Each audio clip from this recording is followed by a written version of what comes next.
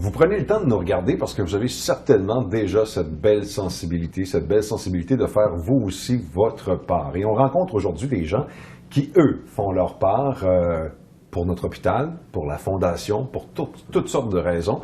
Et on tente de vous inspirer, bien sûr, à faire la vôtre. On vous donnera les détails d'ailleurs sur comment faire votre contribution à la toute fin de cette vidéo. Infirmière en ressources, je jase et je reçois Cindy Deschênes. Bonjour Cindy. Bonjour.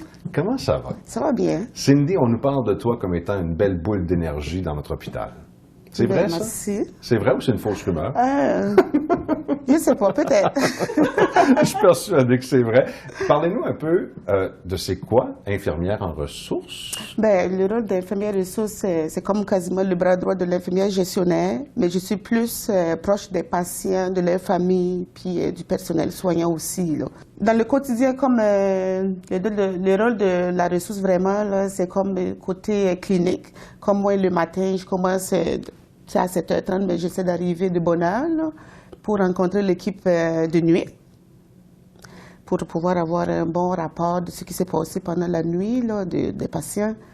Puis, question de vous faire une tête sur la journée qui s'en vient. C'est ça. Hein? Puis après ça, c'est sûr que la ressource, c'est pas juste le côté clinique. On a des réunions, on a des rencontres. Donc, j'organise mon agenda en fonction de ça aussi. Puis après, je fais ma tournée parce que moi, je suis la ressource des soins prolongés, des soins palliatifs, puis de la réadaptation. Okay. C'est quasiment 3 départements en un, là. Après ça, je vais voir les patients. Oui, puis c'est un département qui émotivement est très demandant, très difficile. Oui, parce que c'est un département qui a des patients qui sont opérés, qui viennent chez nous, puis on essaie de les aider pour la réadaptation. Puis il y a d'autres, ça marche, des fois ça marche pas. Donc quand ça marche pas, on s'enligne pour le placement, là.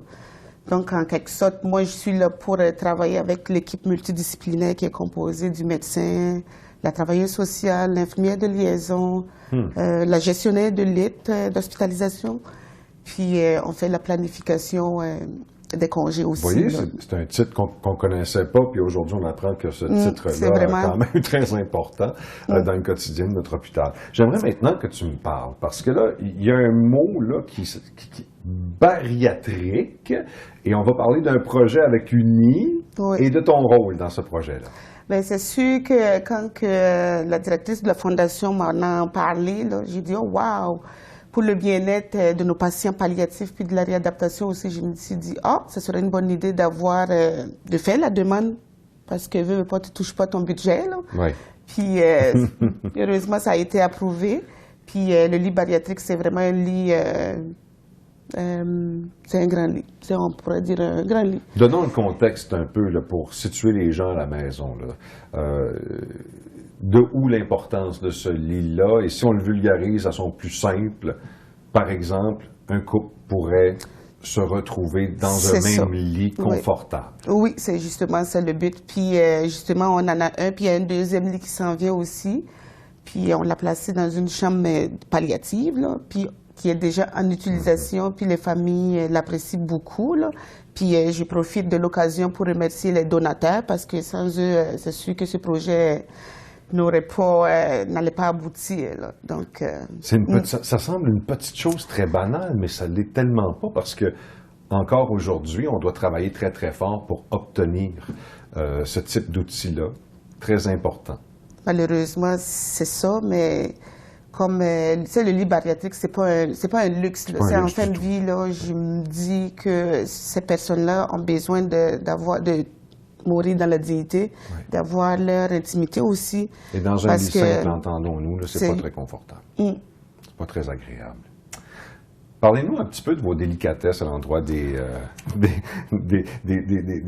gens ici à l'hôpital, parce qu'on semble vous reconnaître pour cette approche très délicate que vous avez. Oui. Ben, peut-être. C'est l'humour? C'est la moi, douceur? c'est l'humour. Moi, c'est l'écoute. J'écoute beaucoup, puis j'observe aussi, puis je suis disponible. Puis dans notre métier, il faut qu'on soit disponible, puis j'aide beaucoup, là. Je suis ouverte à la nouveauté aussi, là. Et Cindy, vous avez fait beaucoup d'entrevues dans votre vie? Non, c'est la première fois. Vous avez très bien fait ça. Ah, merci. Merci beaucoup. De belles histoires comme ça, on aime ça vous en faire entendre et on souhaite qu'en vous, ça va déclencher peut-être le goût de vous rendre sur les différentes adresses qu'on va vous proposer au cours des prochaines secondes, faire votre part, faire votre petite contribution. Et je crois que ce que Cindy nous rappelle, c'est que en fin de vie, où nous allons tous y parvenir à un certain point, de se retrouver en couple avec les gens qui nous sont prêts, que nous avons à cœur, d'avoir la chance de partager le lit sans que ce soit très inconfortable, c'est l'un des grands projets qu'on vous demande de soutenir, de nous aider. Donc allez-y, rendez-vous aux adresses suggérées dans les prochaines secondes.